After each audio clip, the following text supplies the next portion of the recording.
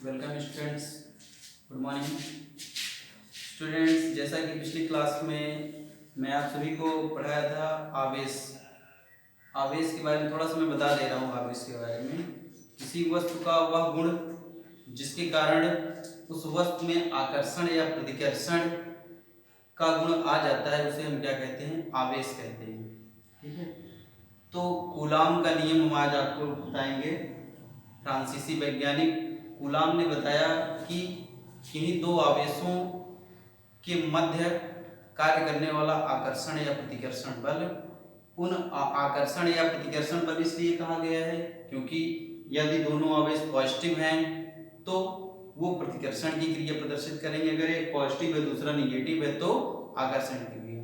Coulomb ने बताया किन्हीं दो आवेशों के मध्य कार्य करने वाला आकर्षण या प्रतिकर्षण का बल उन आवेशों के गुणनफल के अनुक्रमानुपाती तथा उनके मध्य दूरी के वर्ग के व्युत्क्रमानुपाती होता है।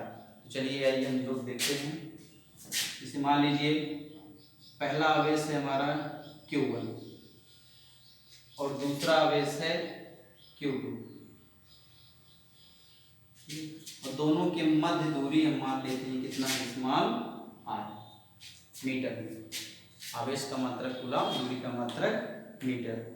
यदि दो आवेश हमारे Q1 और Q2 एक दूसरे से स्मॉल r मीटर दूरी पर स्थित हो, इसी के लिए कूलाम ने बताया इनके मध्य या तो आकर्षण बल कार्य करेगा या तो प्रतिकर्षण।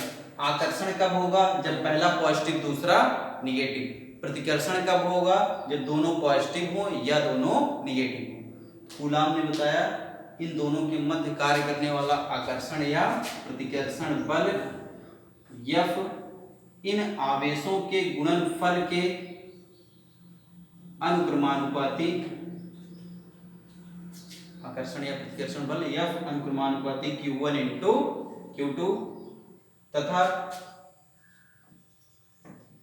या आकर्षण या प्रतिकर्षण बल इन आवेशों के मध्य दूरी, आवेशों की मध्य दूरी कितनी है? Small r।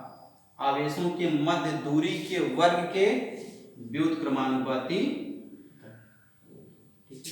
F अनुक्रमानुपाती Q1 into Q2 F व्युत्क्रमानुपाती r²। अब देखिए दोनों में आकर्षण या प्रतिकर्षण बल, लेफ्ट हैंड साइड क्या है? आकर्षण या प्रतिकर्षण बल है। अगर इसको हमको एक ही वाक्य में लिखना हो तो क्या लिखेंगे? F अनुक्रमानुपाती Q1 Q2 upon r²। Q1 Q2 upon r²।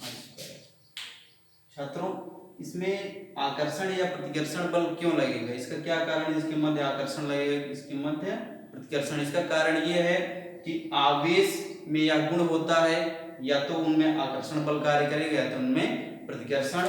अगर दोनों पॉजिटिव हैं तब प्रतिकर्षण, दोनों निगेटिव हैं तब प्रतिकर्षण। लेकिन अगर पहला पॉजिटिव है दूसरा निगेटिव है तब आकर्षण बल कार्य करेगा। तो आगे हम देखेंगे इसमें अनुक्रमानुपाती के स्थान पर जब भी हम बराबर का निशान लगाते हैं तो हमको सदैव क्या लगाना पड़ता है? एक नियतांक। यहाँ पर हम नियतांक लगा देंगे के F बराबर के Q1 Q2 upon r²। F बराबर के Q1 Q2 अपॉन r²। जहां के क्या है? जहां के अनुक्रमानुपाती नियतांक है।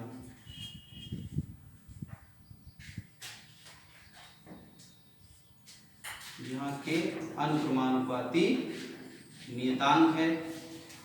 ठीक है, फ्रांसीसी वैज्ञानिक कूलाम ने के का जो मान बताया है, उन्होंने बताया के बराबर होता है जो नियतांक यहाँ पर अनुक्रमानुपाती नियतांक लगाया गया है, इसका मान होता है 1/4 pi epsilon not. 1/4 pi epsilon not. इसको क्या पढ़ा जाता है? इसको पढ़ा जाता है एप्सिलॉन शून्य या एप्सिलॉन नॉट, कुछ भी कह सकते हैं, चाहे एप्सिलॉन नॉट कहिए चाहे एप्सिलॉन शून्य कहिए। और एप्सिलॉन शून्य यहाँ क्या है? एप्सिलॉन शून्य निर्वात की वैद्युतशीलता। एप्सिलॉन शून्य क्या है यहाँ पर, निर्वात की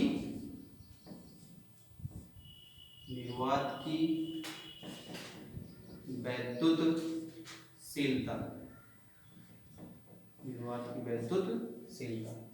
एक बार फिर ध्यान दीजिए यहाँ से, यह बराबर होता है K Q1 Q2 upon R square, और कूलाम ने बताया K का मान क्या होता है 1/4 पाई एप्सिलॉन नॉट या एप्सिलॉन शून्य। एप्सिलॉन नॉट या एप्सिलॉन शून्य यहाँ पर क्या है, निर्वात की वैद्युतशीलता। अब K का मान हम कहाँ पर रख देंगे, इसको मान लीजिए हमारा समीकरण नंबर 1 है। K का मान हम कहाँ पर रख देंगे, समीकरण नंबर 1 में।